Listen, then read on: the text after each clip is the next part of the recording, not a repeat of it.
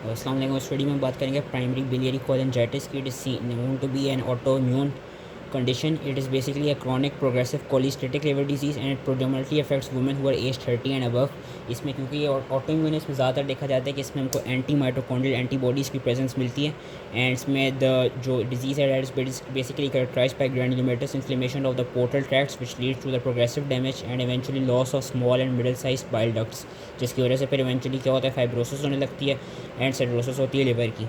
जो female to mail प्रोडोमिनेंस देखी गई है वो 9:1 देखी गई है एंड जो इसके क्लिनिकल फीचर्स हैं वो ये देखा गया कि ज़्यादातर ये इंसिडेंटली या रूटीन ब्लड टेस्ट में ये वाली डिजीज़ डायग्नोज होती है। जो मेन दो सिम्टम्स के साथ आता है उसमें फटीग होती है एंड जनरलाइज्ड इच होती है जिसको हम प्रोराइटिस कहते हैं, जिसके साथ पेशेंट प्रेजेंट करता है। वैसे उसके अलावा और क्या क्या सिम्टम्स हो सकते हैं, बोन के सिम्टम्स हो सकते हैं कि लाइक बोन पेन्स और fractures due to either osteomalacia और ऑस्टियोपोरोसिस एंड बाकी हम आगे देखेंगे कि मेल एब्जॉर्प्शन के सिम्टम्स मिलते हैं कि जो फैट सोल्युबल विटामिन हैं वो प्रॉपर्ली डाइजेस्ट नहीं हुई होती एंड कभी कभी स्किन पे आईज के लेवल पे यूजली हमको ज़ैंथोमेटस डिपॉजिट्स मिलते हैं। जो एसोसिएटेड डिजीज़ हैं, since it is an auto immune disease तो उसके साथ भी कुछ और ऑटो इम्यून डिजीज़ एसोसिएटेड होती हैं like sicca syndrome, systemic sclerosis, coeliac disease, thyroid disease and इसमें क्या कहते हैं क्योंकि फीमेल प्रोडोमिनेंस है तो साथ में इसमें हाइपोथायरॉयडिज्म को भी कंसिडर करना चाहिए, especially those patients who are presenting with fatigue. Diagnosis किस तरह होती है, डायग्नोसिस में जो मेन चीज़ इसकी देखी जाती है वो हमको हाइपर कोलेस्ट्रोलीमिया मिलता है, कोलेस्ट्रॉल के लेवल्स इंक्रीज़ मिलते हैं एंड साथ में हमको जो एंटी माइटोकॉन्ड्रियल एंटीबॉडीज़ हैं वो हमको पॉजिटिव मिलेंगी। बाकी है कि सेंस इसका बाकी ऑटोइम्यून डिजीज़ के साथ भी वो है एसोसिएशन है, तो इसमें देयर इज़ अ 15% चांस के ANS और एंटी स्मूथ मसल एंटीबॉडीज़ भी प्रेजेंट मिल सकती हैं एंड क्या कहते हैं हमको जो फाइब्रोसिस मिल रही होती है उसकी भी स्टेजिंग करनी चाहिए थ्रू ट्रांजिएंट इलास्टोग्राफी। बाकी liver biopsy is also required if the diagnosis is uncertain. लेकिन ये होता है कि जब भी अगर हमको एंटी माइटोकॉन्ड्रियल एंटीबॉडीज़ पॉजिटिव मिल गई तो हमको बाकी इन्वेस्टिगेशन कराने की ज़रूरत नहीं मिलती।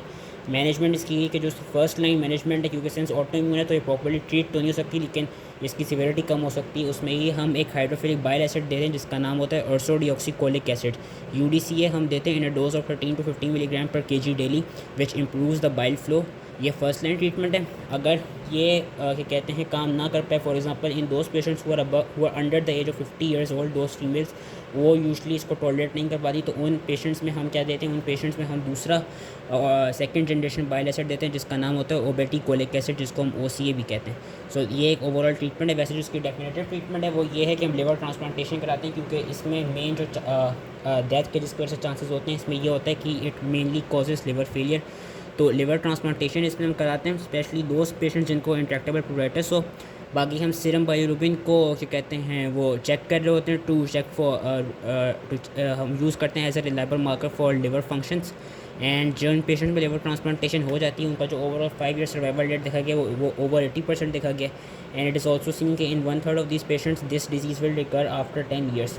अब एक जनरलाइज से सिम्टम्स की बात करें तो ये देखा गया कि अगर तो प्रोराइटिस होता है जिस मेन कंप्लेन के साथ पेशेंट आता है, प्रोराइटिस की जो फर्स्ट लाइन ट्रीटमेंट देखी गई है वो कोलेस्टायरेमिन देखी गई है। कोलेस्टायरेमिन की जो डोज है that is 4 to 16 grams per day orally and ये देखा जाता है कि इसका जो पाउडर होता है वो हम ऑरेंज जूस के साथ मिला के 8 ग्राम की डोज देते हैं before and after breakfast and जो लोग कोलेस्टायरेमिन को टॉलरेट ना कर पाएँ उन पेशेंट्स में हम राइफेम्पिसिन देते हैं 150 milligram daily which can also भी क्या कहते हैं also be given up to maximum 600 milligrams per day. Similarly हम नेल्ट्रेक्सोन जो कि ओपियोइड एंटागोनिस्ट है वो भी हम देते हैं, इनिशियली हम 25 मिलीग्राम्स पर डे देते हैं and it can be increase up to 300 milligrams per day. Plasmapheresis भी क्या कहते हैं करा सकते हैं इन इंडिविजुअल्स का जिनको प्रोराइटिस हो रहा है एंड लास्टली हम फिर कोई लिवर सपोर्ट डिवाइस लगा सकते हैं like your molecular adsorbent recirculating system जिसको हम मार्स कहते हैं। तो मार्स भी अगर याद रख लिया इट्स मोर देन इनफ। बाकी फटीक का कोई इतनी जनरलाइज ट्रीटमेंट नहीं है। मेल एब्जॉर्प्शन का भी उन्होंने यही बताया हुआ कि हमको सीलियक डिजीज़ को रूल आउट करना होगा एंड बोन डिजीज़ के लिए भी यही बताया हुआ है कि we can either give calcium supplements, vitamin D3 supplements और वी कैन गिव बिसफॉस्फोनेट्स क्योंकि इसमें ज़्यादा ऑस्टियोपोरोसिस के चांस ज़्यादा होते हैं as compare to osteomalacia. So that was all related to primary biliary cholangitis. अब हम इरफान के थ्रू कर लेते हैं। तो हम करते हैं प्राइमरी बिलियरी कोलिंजाइटिस। अच्छा, इसका जो पहले नाम था 2015 से पहले इसको हम प्राइमरी बिलियरी सिरोसिस कहते थे, और 2015 के बाद इस डिजीज़ का नाम चेंज कर दिया गया था, उसको हम प्राइमरी बिलियरी कोलिंजाइटिस कहलाते हैं। कि it is a chronic progressive cholestatic liver disease of unknown cause, possibly autoimmune, characterized by destruction of the intrahepatic bile ducts। Clinical features यही होते हैं कि जो मिडिल एज वुमेन है उनको ज़्यादातर अफेक्ट करती है।